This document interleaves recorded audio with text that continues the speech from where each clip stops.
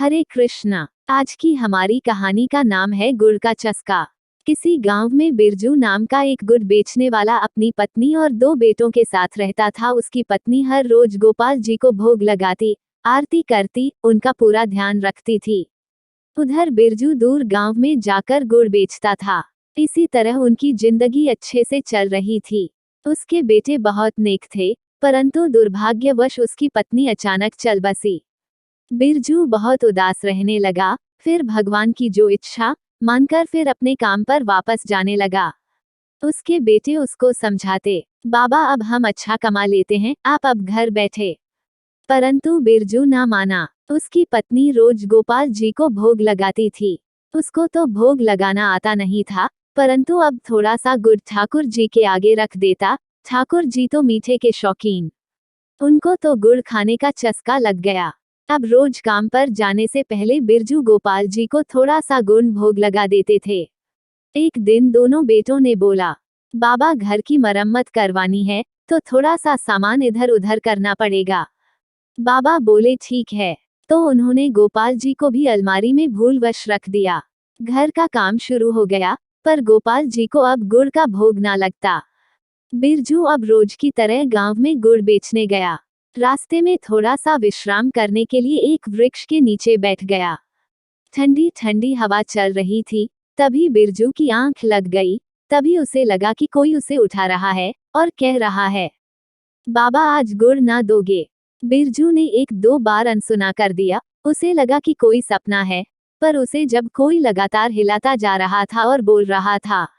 अचानक वह उठा, देखता है कि कोई 6 से 7 साल का बालक उसे कह रहा है कि बाबा आज गुड़ ना दोगे। बिरजू मन में सोचने लगा कि मैंने तो इस बालक को कभी गुड़ ना दिया। फिर उसने सोचा कि गांव में ही किसी का बच्चा होगा। बिरजू ने कहा, हाँ बेटा ले लो, और उसे थोड़ा सा गुड़ दे दिया। गुड़ लेकर वह बालक गुड़ को मुंह में डालकर आहा मीठा मीठा कहकर वहां से भाग गया। अब तो रोज ही वह बालक बिरजू को मिलता, उससे गुड़ लेता और नाचता गाता मीठा मीठा कहकर भाग जाता। बिरजू भी बच्चा समझकर उसको रोज गुड़ दे देता। अब घर का काम पूरा हो गया तो उस दिन घर में हवन पूजन रखा गया।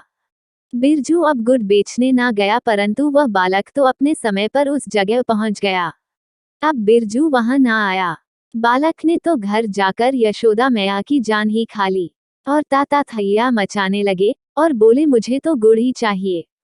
मैया ने बहुत समझाया, बर्फी मिठाई सब ला कर दिए, लेकिन वह तो कहने लगे मैं तो गुड़ ही खाऊंगा। मैया से बालक का रोना सहन ना हुआ और मैया बालक के साथ बिरजू के घर का पता पूछते पूछते उसके घर पहुंच गई।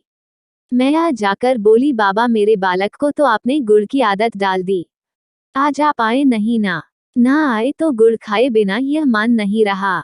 जो बिरजू को उस बालक पर बड़ा प्यार आया, बिरजू बालक को अपनी गोद में बिठाकर गुड़ खिलाने लगा।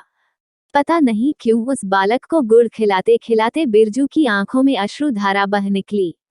हृदय में अजीब सी हलचल होने लगी।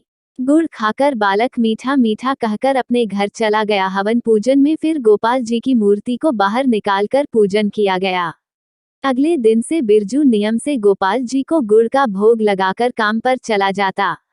रास्ते में उसी जगह पर रुका। अब तो उसे भी उस बालक को गुड़ खिलाने की जल्दी थी, परंतु वह बालक आया ही नहीं।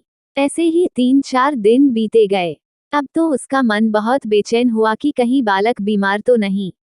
उसने गांव जाकर सबको बालक के बारे में पूछा, तो सबने कहा ऐसा तो यहाँ कोई भी बालक यहाँ नहीं रहता। वह हैरान परेशान होकर घर पहुंचा। घर पहुंचकर जब वो मंदिर में बैठा तो गोपाल जी की तरफ देखा। वह मंद मंद मुस्कुरा रहे थे, जैसे कह रहे हो, बाबा जी मैं वही बालक हूँ। बिरजू का माथा ठनका।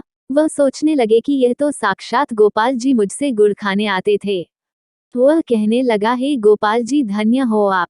गोपाल जी की ओर देखकर उसकी आंखों से अश्रुधारा बहने लगी। हरे कृष्णा।